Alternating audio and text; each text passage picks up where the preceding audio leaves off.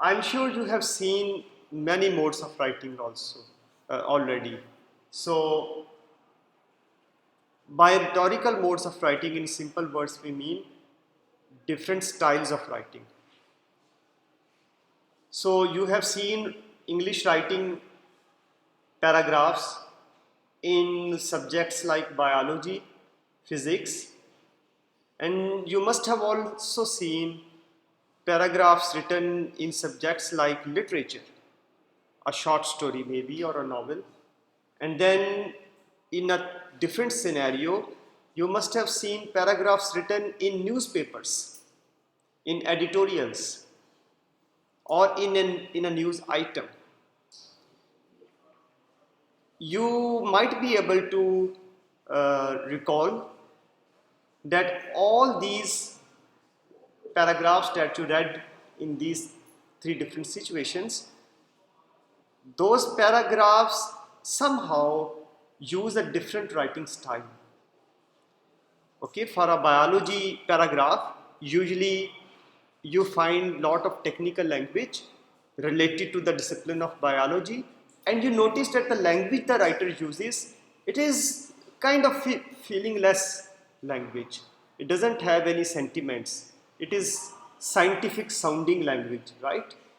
But when you read a short story, you might notice that in a paragraph, in a short story or in a story, the writer is looking at some of the human emotions as well. Okay, characters are fighting with each other, and the writer is describing that fight. Right? You will never read about a fight between scientists in a book of biology. Okay? Do you agree with that? Alright, there is a third instance also where you are reading a paragraph in a newspaper.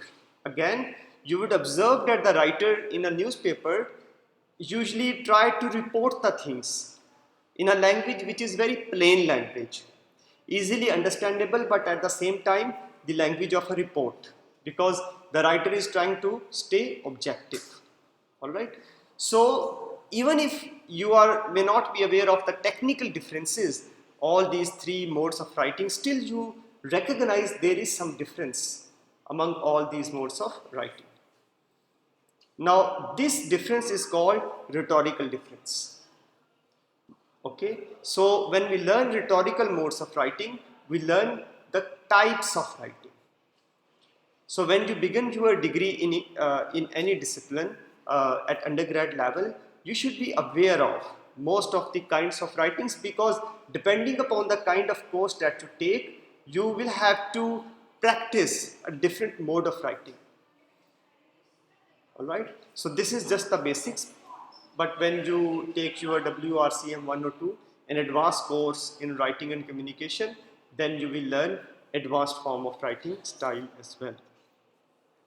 So these are six modes of writing, or these are six rhetorical modes of writing: narrative, descriptive, compare contrast, cause effect, process, and persuasion.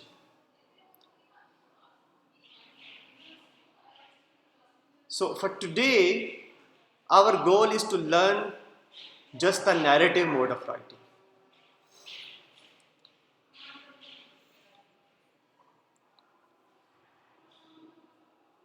So in narrative mode of writing, we have to include the following items. If we have all five of them in a paragraph, that means that paragraph is a piece of narrative writing. The first one is plot. So a narrative is always about a plot, or a narrative always has a plot in it. And what is a plot? Plot is a sequence of events or sequence of actions. A narrative is always about actions.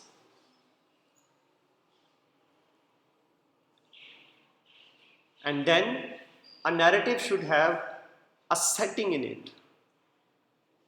Of course, when you will describe actions, Those actions will take place somewhere, all right?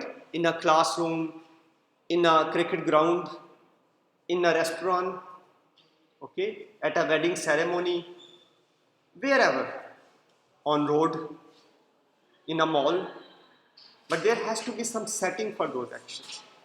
When we write a narrative, we need to describe that setting as well.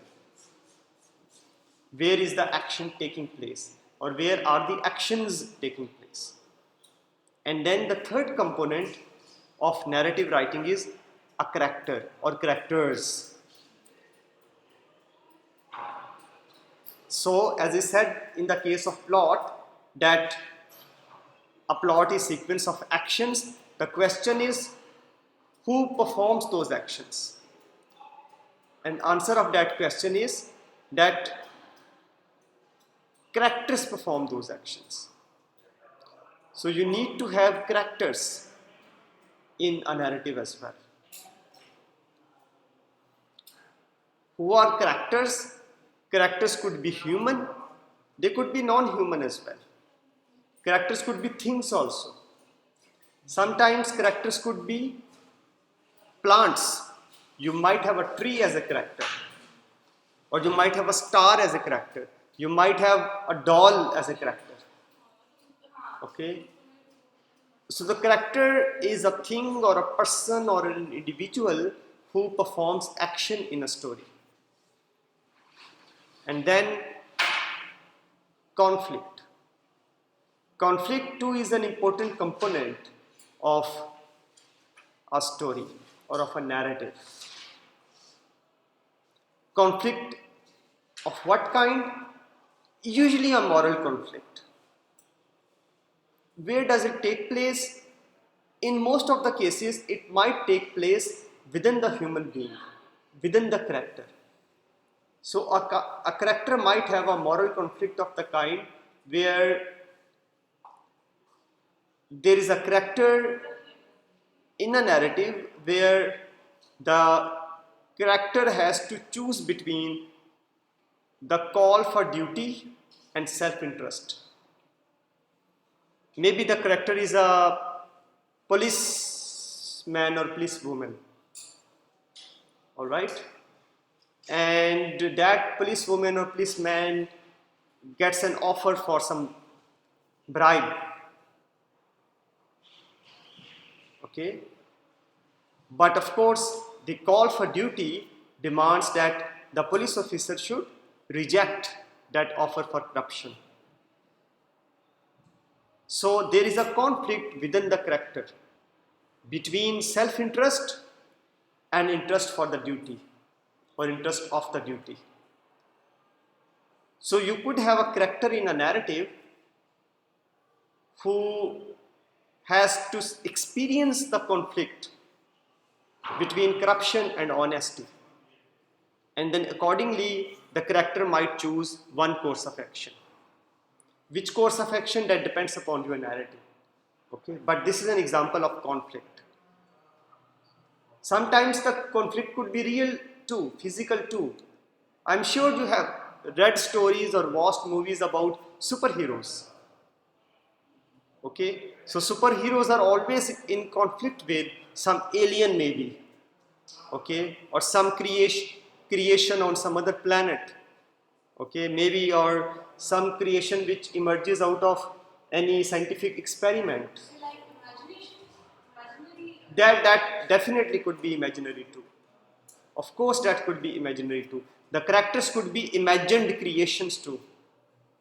Okay, when people write a narrative of science fiction, they use imaginary characters too. It is possible. Do you want to ask anything? Sir, I wanted to ask you the conflict and moral point. Is it the conflict within a person himself and the morals he has, or is it the conflict of the plot we select for the narrative and the moral we want to take care of? Both things are possible. It is also possible that the character has conflict with other human beings or with a situation that a character is facing.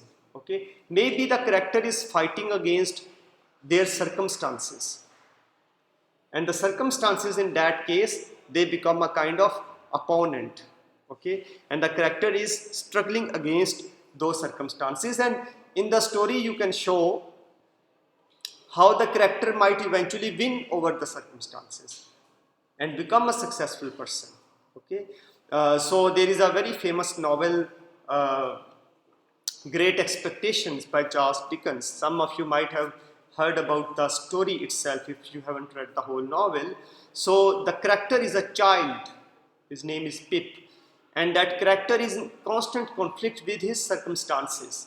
Okay, eventually there appear some other characters as well, human characters as well, but mainly the character is fighting against the circumstances. The character is born into a poor family.